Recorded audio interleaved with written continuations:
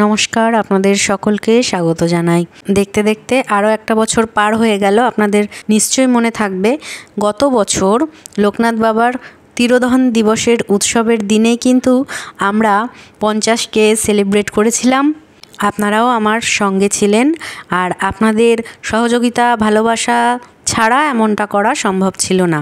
আবার এক বছর পর বাবা লোকনাথের তিরোধান দিবসের উৎসবে আমরা এসে উপস্থিত হয়েছি এবং এখানে রাসলীলা চলছে এবং রাসলীলার এই অংশটির নাম হলো ভাঙা রাস।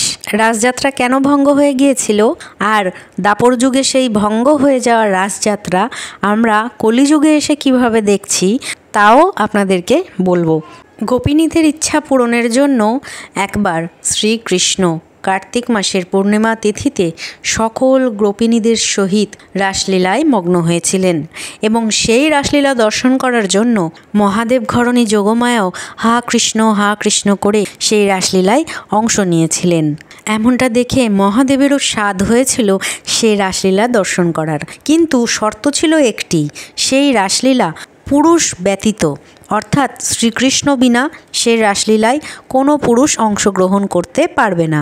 কিন্তু মহাদেবের যখন ইচ্ছা হয়েছে তিনি তো রাসলীলা দর্শন করবেন, তাই তিনি নারী ছদ্মবেশ ধারণ করে রাস প্রাঙ্গণে গিয়ে উপস্থিত হলেন এবং আপনারা দেখুন মহাদেব কিন্তু সেই সাদা রঙের শাড়ি পরে নারী ছদ্মবেশ ধরে রাস প্রাঙ্গণে এসে উপস্থিত হয়েছেন।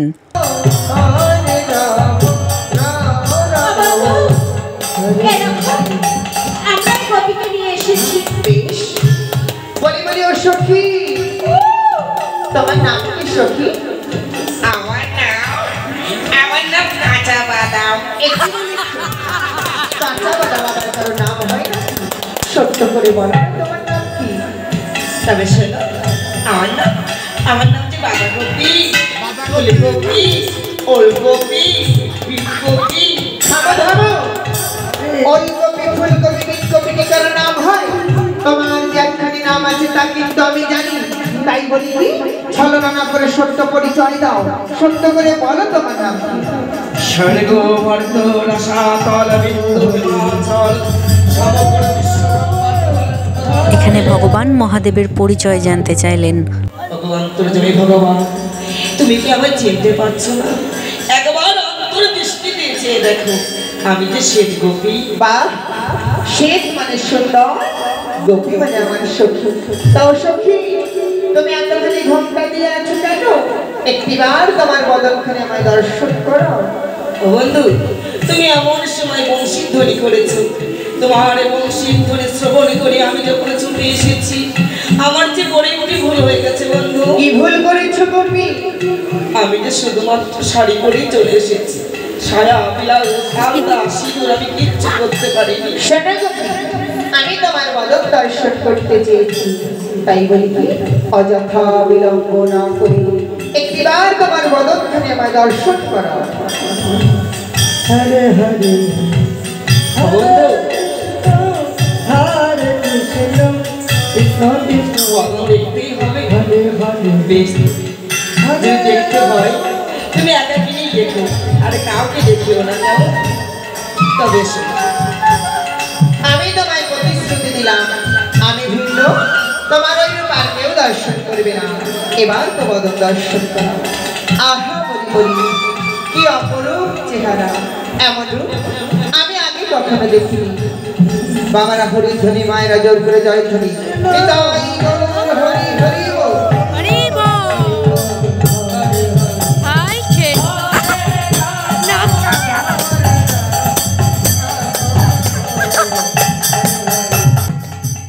দেখুন ভগবান এবার স্বয়ং মহাদেবের বদন দর্শন করলেন।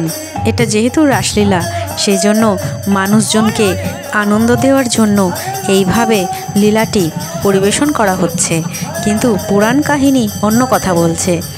ভগবান যখন বুঝতে পেরেছিলেন যে স্বয়ং মহাদেব এখানে এসে উপস্থিত হয়েছেন, লজ্জায় তিনি সেখান থেকে অন্তর্ধান হয়েছিলেন।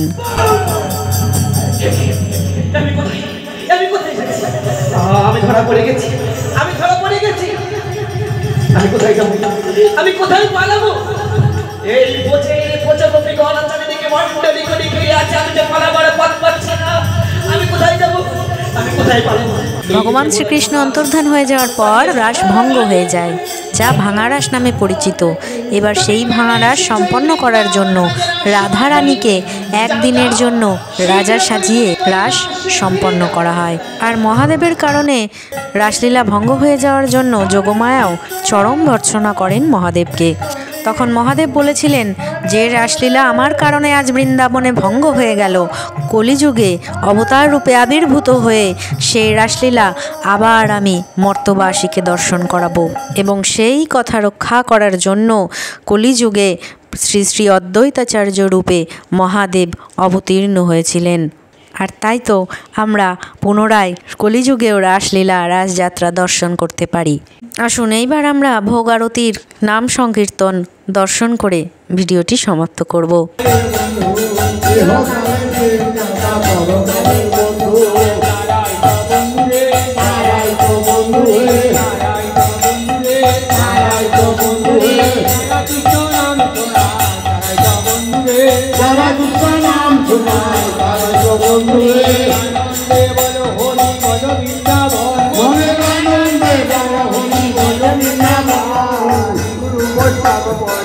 Jaya,